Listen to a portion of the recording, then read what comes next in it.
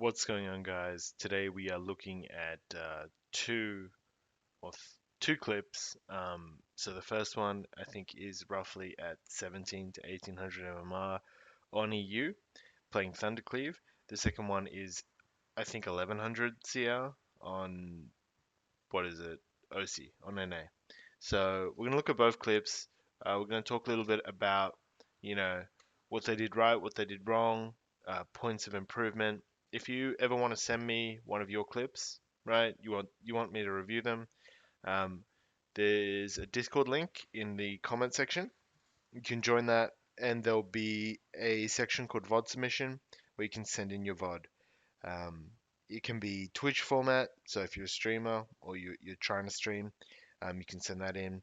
Um, if you aren't a streamer or anything, use Streamlabs OBS or any type of OBS game recorder, right? And upload that to YouTube on a private video, and then send me the YouTube link, and I'll review that too. So Thunder, first off, with Thunder, I think this is a super strong comp. Definitely underrated. I think if mages, um, boomkins, and some of those other casters seem to be less viable with warrior and maybe opt more of the caster cleave slash god comp. If you see like a nerf in Triune or something, I do think Thundercleave could be a really strong alternative. It's often played with a warrior, Ellie Shaman, and a holy paladin though. And I guess the main go here is some form of cross EC with you have stun and lasso, and you have hex, right? And then with the priest here, you have fear. Normally you might have hodge or rep. I think rep is often the one that a lot of people use. Super strong comp. Let's jump into the game.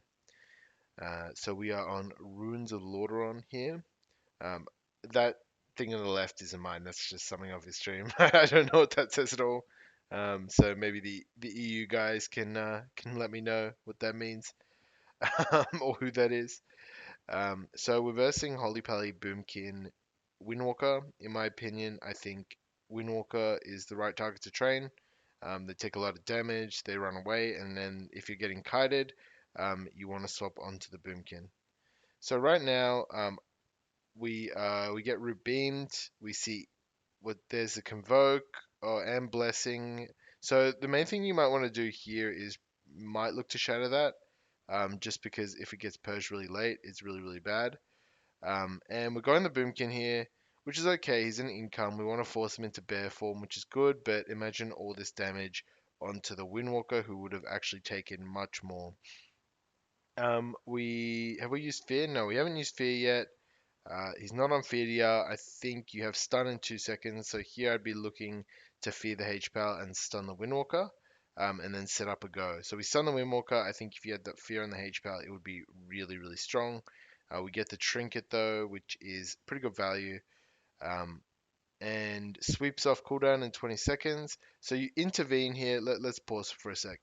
You intervene to stop the Cyclone, but it's a bit of a hard one to decide, right?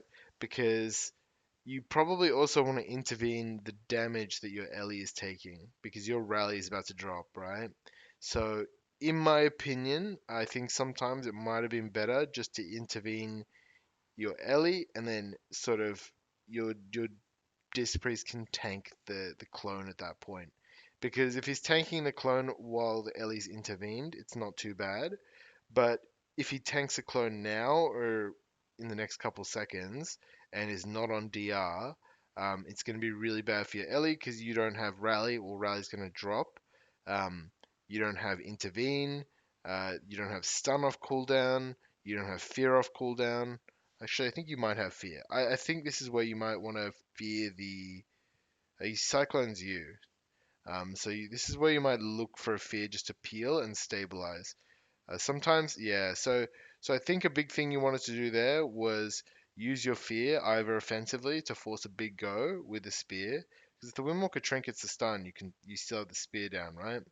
Um, or look for a potentially fear on the Windwalker when he had Zuen and his Tigers up, right?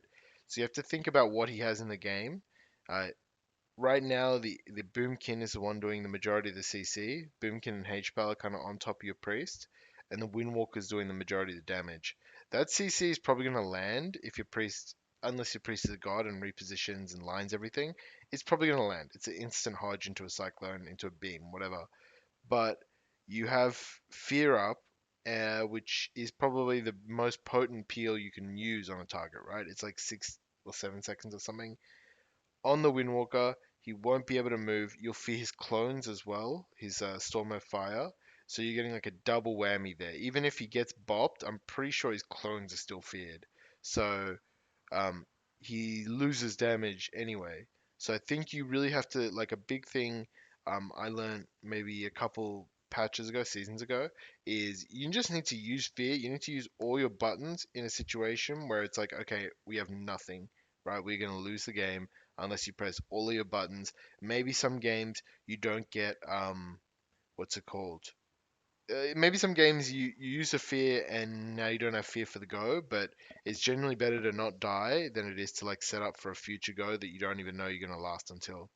The other thing is your PvP talent choice. I wouldn't have really run Overwatch there. In my opinion, I think you could still run Overwatch, but I would run Big Rally or Banner. So a lot of the CC was very predictable. It was like Hodge into Cyclone, and maybe it would have been better just to be able to banner that and stay offensive. I think you once you stop the Convoke on the Druid, it might have been worth fearing the Druid or the Pally and then just going straight onto the Windwalker because you would have gotten his trinket a lot earlier than you ended up getting it. And then your first go when you used cooldowns on the Boomkin, it didn't really lead to much happening. So just think about that next game you play. But overall, you played well. I think Bronken is the one who sent this in. Brockkenken, I don't know how to say that, sorry. And we reviewed some of his clips before, so just wanted to add this one into the video. On to the next clip, we have uh, this one here, which I want to go over. We went over the other one, the Hunter, the DH Warrior against Kitty Cleave on stream. So if you weren't around for that, Cubed, I think you submitted this. Check out the VOD from the 20th, the Wednesday night stream, and it should be sort of at the end there. Um, and let's jump into it. So we're versing Boomkin Warrior Holy Paladin. Um, I have your voice on. Sorry. We're trying to make a decision about what talents to run here. I think Warbanner, Shout, and Sharpen are good here. Boomkins have a lot of healing, and Holy Paladins have a lot of healing, so probably Sharpen is very good. Um, and I think we'd be looking at the Druid a little bit at the start, but I think the real kill target's probably the Holy Paladin, with like a big swap when the Holy Paladin uses a button on his Druid to peel. Um, so I'm not sure what we're doing here. If there's a warrior there and you can hit him, just hit the warrior, you know. It's not a big deal though. But we're trying to get to this Holy Paladin, but it's very obvious. Okay, the Boomkin's out. Uh, we ink out the Boomkin, and there's Convoke. We rally. That's a good rally. We get disarmed. Nice. We get onto the Paladin. He's got Divine Fave. I don't think we get to purge it with a DH purge. The root beam comes out, but it might break. Yeah, because he can meld it anyway. So here, if we want to stay on the Paladin, we need to make a decision whether it's worth it or not. He has Divine Favor. He's full HP. I don't think you're really going to kill him. You haven't got his trinket yet. So let's get some pressure out on something. I would have gone Boomkin here. I would have pushed in. We intervened the Demon Hunter. I'm not sure why. Um, but I think you're under a lot of pressure. You're in D stance. Are we ignore painting? We're not really pressing ignore pain enough. I can't see if it's off cooldown. Sorry, the UI is very hard to see. Um, we should just be on the Boomkin here, I think, and then we need to do a coordinated swap onto the Paladin. Um, but yeah, it's not looking too good hitting this warrior. If you notice, we're not getting any damage out. I can see DPS is 1.3k. Cool. We get onto the Boomkin. They're both stacked. Do we get sweeping strikes up? It's up in 2 seconds. So in 2 seconds we sweep. Okay, okay, we're swapping to the warrior again. Again, warrior is generally not a good target for you guys because you're both gonna get cleaved while you're on him. The H-Pal jumps in. We're just not connecting to anything together.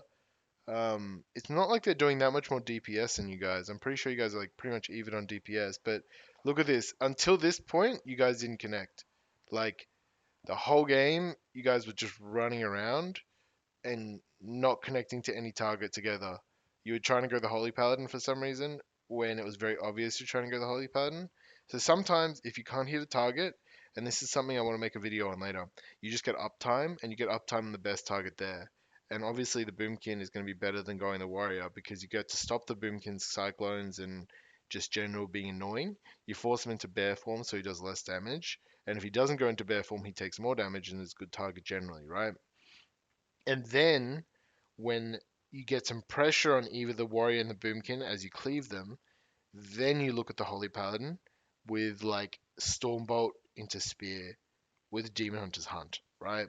But you just need to have a better idea of what you're doing in the game. You just need to say, to be honest, at this rating, I think let's have a look at the rating. Like these guys were winning the game, and then they just like didn't like this paladin was just badly positioned the whole time. Let me skip because this guy's okay, let's see the rating. So the rating is 1200, right? At 1200 rating, the most important thing is to just stick on a target and do damage, right? Like there's not much to it. Do some CC, get uptime on the target, and something generally dies, right? If you do your burst rotation, use your cooldowns often and at good times, right? You will just generally climb rating. I think all of you are semi-geared, like you look about 200 eye level, 205 eye level or something. So you should be able to do that. But yeah, appreciate sending in the VOD.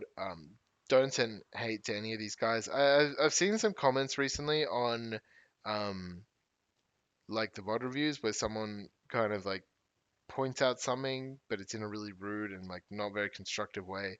If you post that shit, I'm just gonna delete it from now on. I didn't want to delete it then because like there was some comment in there that was real, and then it was like blah blah blah blah. If you post that stuff, I'm just gonna delete it. It's not gonna be helpful for these guys. It's like not gonna be very helpful for you either. It's just a waste of your time. Like nobody cares about your commentary or like you're being rude to these dudes. If you do have constructed comments and I've missed something, like there was one game where I literally missed the dude was in D stance the whole time. That's really appreciated because that kind of adds something. So, do your own type of VOD review on these too. But if you do have feedback, please give it in a constructive way. These dudes are kind of happy to go out publicly and show their gameplay and understand they're making mistakes. So they're going to definitely get way, way better. I think every single person that I can think of who's posted a VOD review has improved considerably. And I'm not going to attribute that just to me.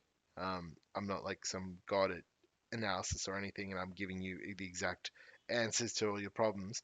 I think more realistically, it's like if you have the mentality that, hey, I want to review my games, I don't care about if people think I'm bad. I just want to improve and get constructive feedback and build and learn. Then generally you're just going to go up in rating. Like that mentality is how you climb rating. If you're toxic and you know annoying, nobody wants to play with you except LFG, and then even at LFG you're just stuck at 2 to 2.4k. Even if you get good, right? It's better to be constructive, look in at what you can do better, than being angry at someone or calling someone bad. Uh, For all means, call someone bad, like it's your life, right? But don't do it on my video. Do it in your head. I'm not gonna try and control you, but just I don't want to see that comment on the video. It's just a shit vibe. All right, guys, that concludes this video. Hopefully this was helpful. Looked at some threes gameplay. If you have a VOD, again, check out the Discord. If not, peace out.